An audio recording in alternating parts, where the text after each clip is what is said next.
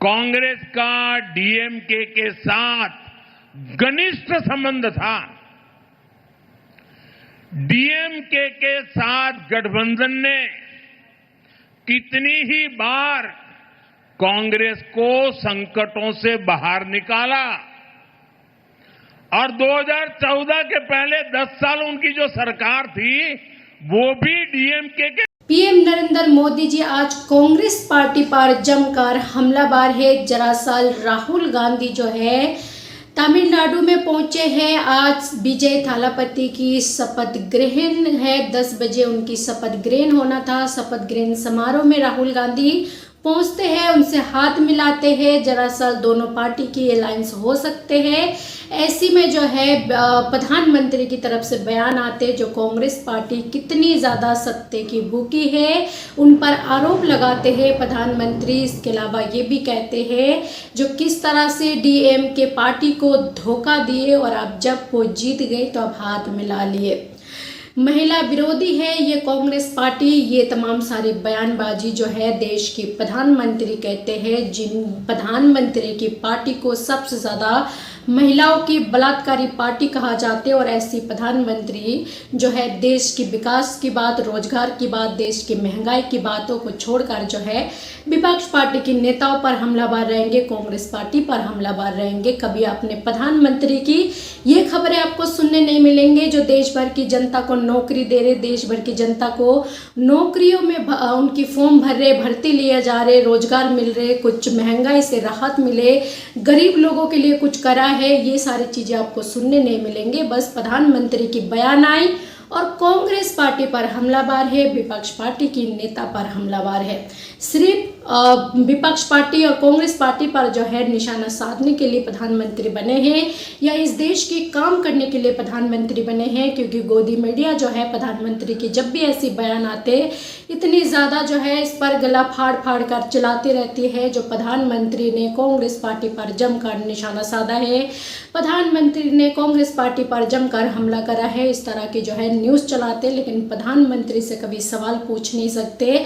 प्रधानमंत्री इस देश की बेरोजगारों को रोजगार देनी चाहिए। जो सड़कों पर लाठी डंडे से छात्रों को पीटा जा रहे, उनके जो है पेपर जिस कारण वो सड़कों पर उतारते हैं उनकी मांगों को पूरा करना चाहिए। इस देश की बेरोजगार किसानों की मांगों को पूरा करना चाहिए, इन पर काम करना चाहिए, ना कि प्रधानमंत्री को विपक्ष पार्टी के पीछे लगे रहना चाहिए।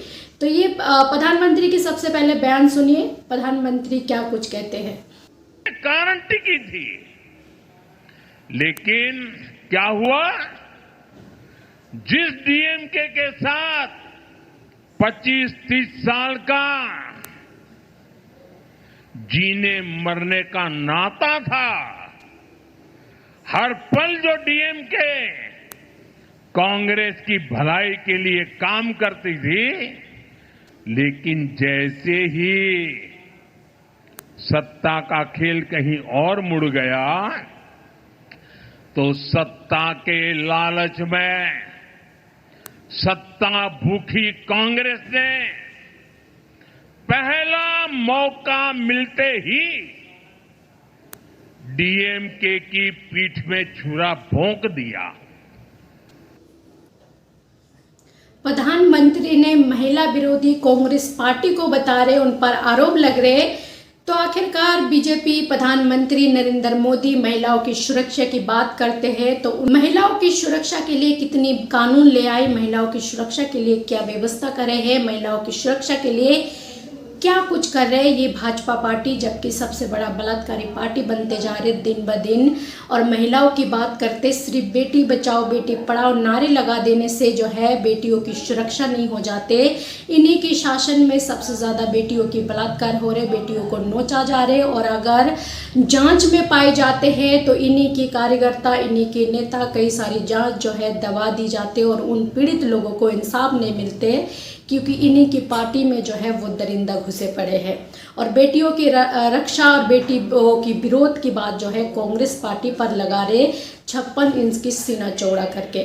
ये 56 इंच की सीना सिर्फ भारत की जनता को बेवकूफ़ बनाने के लिए है और ना तो इस देश के प्रति कोई मजबूत स्टैंड लेने की है। जो भारत अगर कुछ भी अपमान करते हैं देश के बारे में तो प्रधानमंत्री जो है जी हुजूरी करते, उस पर इनका मुंह बंद हो जाते। और लेकिन जब भारत की विपक्ष पर हमला करना हो, जब भारत की जनता को बेवकूफ़ बनाना हो, फिर ये 56 इंच की सीना चौड़ा कर खूब भाषणबाजी और बयानबाजी करते हैं। तो आपने प्रधानमंत्री के बयान सुने थे, आप कितनी सहमत है प्रधानमंत्री के इन बयानों से? जो इस देश में सबसे ज़्यादा महिलाओं की विरोधी कौन है, महिलाओं की रक्षा कौन कर रहे हैं? इतने ज़्यादा प्रधानमंत्रियों को महिलाओं की सुरक्षा और महिलाओं की बात करते हैं तो महिला आरक्षण बिल आखिरकार क्यों नहीं पास कर देते, क्यों नहीं लागू कर देते? महिलाओं के साथ जो आए दिन छेड़छाड़ होते उन दरिंदों के लिए जो है कोई फांसी का कानून क्यों नहीं लेके आते? अब तो आपकी सरकार है, कोई विपक्ष पार्टी की, कांग्रेस पार्टी की तो नहीं है, तो अपनी सरकार में तो ले आए ये बिल। क्या कहना चाहेंगे इस पर आप? जो भी आपका राय है अपना राय कमेंट बॉक्स पर जरूर